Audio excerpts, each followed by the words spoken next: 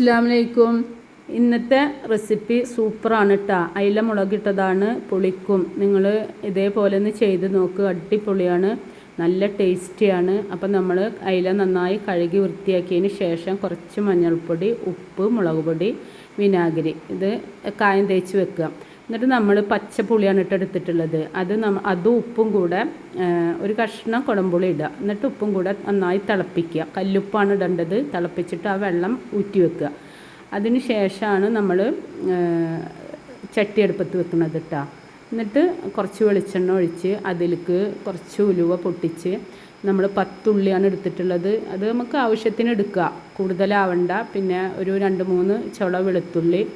ഞാനിതിലേക്ക് പച്ചമുളക്, ഇഞ്ചി ഒന്നും ഇടുന്നില്ല. ലാസ്റ്റാണ് കുറച്ച് കാന്താരി മുളക് ഇട്ട് കൊടുക്കുന്നത് കേട്ടോ. ശേഷം ഒന്ന് വഴറ്റിയതിന് ശേഷം നമ്മൾ അതിലേക്ക് 2.5 ടീസ്പൂൺ മുളക് പൊടി, 1/4 ടീസ്പൂൺ മഞ്ഞൾപ്പൊടി, ഉപ്പ്.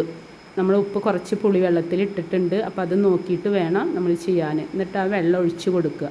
അതിന് ശേഷം ഈ കട്ട കുടച്ചതിൻ്റെ ശേഷം കുറച്ച് വെള്ളം ആദ്യം ഒഴിച്ച് കൊടുക്കാവുള്ളൂ കേട്ടോ, അല്ലെങ്കിൽ നിങ്ങൾക്ക് പെട്ടെന്ന് ഇതിൻ്റെ ഇത് ഉടഞ്ഞ് കിട്ടില്ല.